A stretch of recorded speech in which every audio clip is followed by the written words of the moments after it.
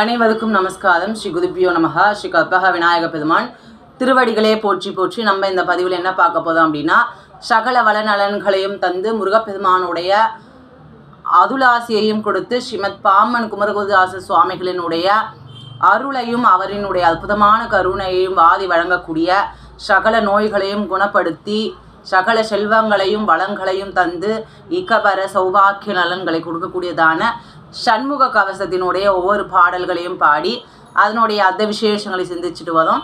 இந்த பதிவில் என்ன பாடல் பார்க்க போகிறோம் அப்படின்னா, கடைசியாக இருக்கக்கூடிய பாடல் 30வது பாடலை நம்ம பாடி இன்னைக்கு சண்முக கவசத்தினுடைய பிரவச்சனத்தை முடிவு செய்ய போகின்றோம்.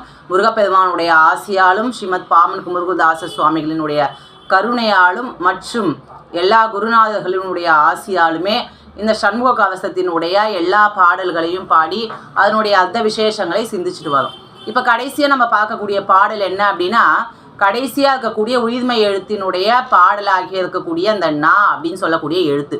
அந்த நா அப்படின்னு சொல்லக்கூடிய எழுத்தினை முன்னிட்டு வரக்கூடிய பாடல் என்ன அப்படின்னு பார்த்தோம் அப்படின்னா, இனமென தொண்டரோடும் இணைக்கீடும் செட்டி காக்க தனிமையில் கூட்டம் தன்னில் சதவண பவனால் காக்க நனி அனுபூதி சொன்ன நாதர்கோன் காக்க இத்தை கனிவோடு சொன்னதாசன் கடவுள்தான் காக்க வந்தே அப்படின்னு சுவாமிகள் மிகவும் அழகாக இந்த சண்முக கவசத்தினை பூர்த்தி செய்திருக்கிறத நம்ம பார்க்கலாம். மேலும் இதற்கு முன்னாடி இருக்கக்கூடிய பாடல்களினுடைய அர்த்த விசேஷங்களையும் குமாரஸ்தவத்தினுடைய நாமாவளிகளினுடைய அர்த்த விசேஷங்களையும் கேட்டு மகிழ விருப்பமுடைய அன்பர்கள் கீழே டிஸ்கிரிப்ஷன் பாக்ஸில் பிளேலிஸ்ட் இருக்குது, அதை பயன்படுத்தி கேட்டு மகிழுமாறு கேட்டுக்கொள்கின்றேன். இந்த பதிவினுடைய பாடல் என்ன அப்படின்னு பார்த்தோம் அப்படின்னா, இனமென தொண்டரோடு இணக்கீடும் செட்டி காக்க.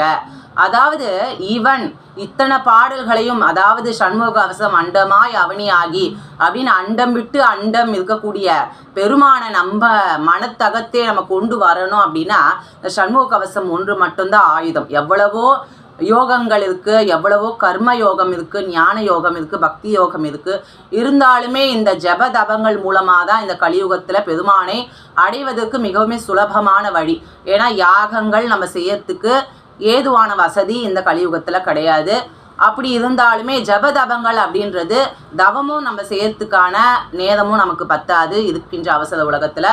இருந்தாலுமே நம்ம ஜபம் அப்படின்றது நம்ம செய்து கொண்டே இருக்கலாம். உள்ளுக்குள்ளேயே உள்ளத்தை நோக்க அருள்வாயே அப்படின்னு அருணகிரிநாத சுவாமிகள் திருப்புகழில் பாடுறது போல உள்ளத்தில் இருக்கக்கூடிய பெருமானுக்கு நம்ம கோவில் கட்டி அவருக்கு உபசாரம் செய்தாலே இந்த கலியுகத்தில் நம்மை உய்வித்து இறைவனிடத்தில் கொண்டு போய் சேர்க்கக்கூடிய அற்புதமான ஒரு வழி தான் இந்த சண்முக கவசத்தை பாராயணம் பண்ணுறது.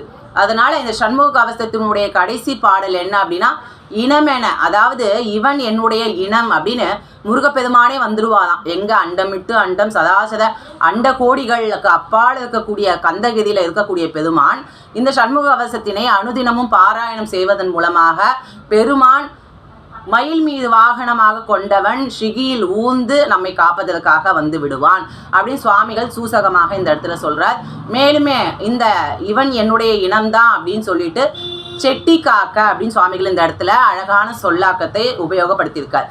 செட்டி அப்படின்னா முருகப்பெருமானை குறிக்கும். பெரம்பலூர் மாவட்டத்தில் நமக்கு செட்டி குளம் அப்படின்ற ஒரு ஊர் இருக்குது. அந்த இடத்துல முருகப்பெருமான் வயோதிகனாக கரும்பினை கை கொண்டு அங்கே இருக்கக்கூடிய சிவலிங்கத்தை காட்டியதாக நமக்கு ஸ்தல புராணம்.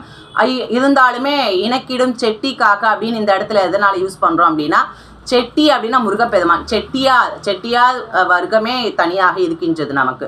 அந்த செட்டியாரினுடைய வர்க்கத்தில் சுவாமி வளையல் விற்று அந்த வயோதிகனாக வந்து அகஸ்தியருக்கு காட்சி கொடுத்ததால தான் நம்ம சுவாமிகள் இந்த இடத்துல செட்டி அப்படின்ற சொல்லாக்கத்தை உபயோகப்படுத்தியிருக்கார். தனிமையில் கூட்டம் தன்னில் சதவண பவனார் காக்க. அதாவது தனிமையில் இருந்தாலுமே சரி, கூட்டமாக இருந்தாலுமே சரி, சதவண பவனால் காக்க. மிகவும் அற்புதமான பலன்களை வாரி வழங்கக்கூடிய அற்புதமான திருநாமம் சுவாமியினுடையது. அதே போல் தொடக்கத்தில் நம்ம அண்டமாய் அவனியாகி அப்படின்னு சொல்லக்கூடிய பாடல்களையும் ஆதியிலுமே இந்த சதவண பவனால் காக்க அப்படின்னு தான் வரும். அது போலவே முடிவிலுமே நமக்கு சதவண பவனால் காக்க அப்படின்னு சுவாமிகள் இந்த இடத்துல ஆதியும் அந்தமும் இல்ல அருட்பெரும் ஜோதிய ஆதியிலும் உபயோகப்படுத்தியிருக்காது, அந்தத்திலும் உபயோகப்படுத்தியிருக்காது. அதாவது சரவண பவனா அப்படின்னு சொல்லக்கூடியது, சரவணம் அப்படின்னா தர்பை புல், அதாவது வாயு பகவானும் அக்னி பகவானும் இது சிவபெருமானுடைய அந்த நெற்றிக்கண்ணிலிருந்து தோன்றிய 6 பொறிகளை கங்கையில சேர்த்ததாக நமக்கு சுவாமியினுடைய வரலாறு. அந்த கங்கையில சேர்க்கக்கூடிய வகையில அந்த நீரெல்லாம் வச்சு அந்த தர்பை புள்ளிலே அழகாக அந்த 6 கமலத்திலே சுவாமி இருந்திருக்கக்கூடிய அற்புதமான வைபவத்தை சுட்டி காட்டக்கூடிய வகையில தான், அதை நினைவு கூறுகின்ற வகையில தான் நமக்கு சரவண பவனார், சரவண பூந்தொட்டுல இருக்கக்கூடிய பெருமான், அதனால அவருக்கு சரவண பவனார் அப்படின்னு அற்புதமான திருநாமம். நனி அனுபூதி சொன்ன, அதாவது மிகவுமே பக்தி சுவை சொட்ட சொட்ட நம்ம அனுபவித்து இருக்கக்கூடிய அனைத்து அடியார்களுக்குமே அனுபூதி அப்படின்றது மிகவுமே ஒரு பொக்கிஷம் தான். ஏன்னா அருணகிரிநாத சுவாமிகள் தன்னுடைய பூத உடலை விட்டு கிளியாக மாறி பெருமானிடத்துல அனுபூதி பாடின அற்புதமான ஒரு நூல் தான் அனுபூதி அப்படின்னு சொல்லக்கூடியது. அதனால எப்பேற்பட்ட கல்லுமே உருகக்கூடிய வகையில் அனுபூதி பாராயணத்தினுடைய சிறப்பு அப்படின்றது அமையும். அதுக்கேற்றாது போல் அந்த அனுபூதி சொன்ன அருணகிரிநாத சுவாமிகளினுடைய இறைவன் அவர் தான் முருகப்பெருமான். எப்போதுமே பாம்பன் சுவாமிகள் தன்னுடைய குருநாதனாக இருக்கக்கூடிய அருணகிரியாரை பாடாமல் முடித்ததே கிடையாது. பகை கடிதலாக இருந்தாலுமே சரி, குமாரஸ்தவத்திலையுமே சரி, அது போலவே இந்த சண்முக கவசத்திலுமே அவரினுடைய அந்த நினைப்பை நமக்கு ஏற்படுத்தக்கூடிய வகையில் நனி அனுபூதி சொன்ன பிரான் 51 அக்ஷர மாலைகளை கொண்ட அற்புதமான நூலை எழுதிய பிரான் அருணகிரிநாத சுவாமிகள். அந்த சுவாமிகளினுடைய இறைவன் காப்பதாக இத்தை கனிவோடு சொன்ன, இதை மிகவுமே கனிவாக பொறுமையாக முருகப்பெருமானிடத்துல பக்தியோட சிரத்தையோட அவரை நினைவு கூர்ந்து சொல்லக்கூடிய இத்தை கனிவோடு சொன்ன தாசன், அதாவது குமரகுரு பதத்தினுடைய தாசர் தான் பாம்பன் சுவாமிகள் நமக்கு.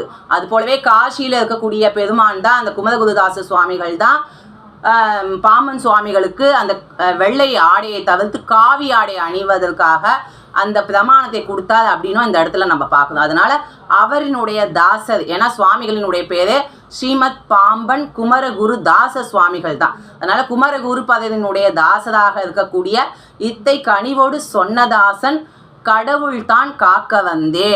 கடவுள் அப்படின்னா முருகப்பெருமான், அவர் காப்பதாக, அவர் தன்னுடைய வேலை கூட அனுப்ப மாட்டார், மயில் அனுப்ப மாட்டார், தன்னுடைய தூதர்களை அனுப்ப மாட்டார், சுவாமியை காக்கக்கூடிய அற்புதமான பலனை கொடுக்கக்கூடியது இந்த பாடலை பாடுறதுனால முருகப்பெருமானே நம்ம இடத்துல அவரினுடைய அற்புதமான திருக்காட்சி நமக்கு கொடுப்பார் அப்படின்னு சுவாமிகள் சத்தியம் செய்து சொல்லியிருக்கக்கூடிய ஒரு பாடல் எது அப்படின்னா இந்த சண்முக கவசத்தினுடைய இந்த பாடல்.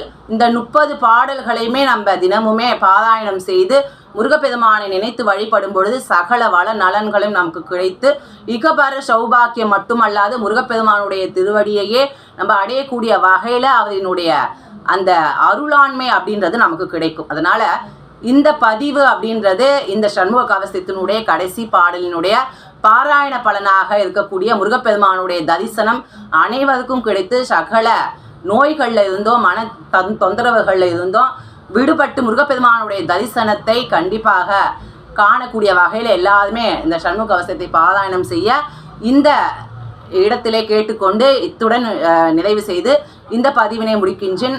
அதுவரை உங்களிடமிருந்து விடைபெறுகின்றேன். நன்றி, வணக்கம். குருகுகாச்சனம் குகார்ப்பணமஸ்து.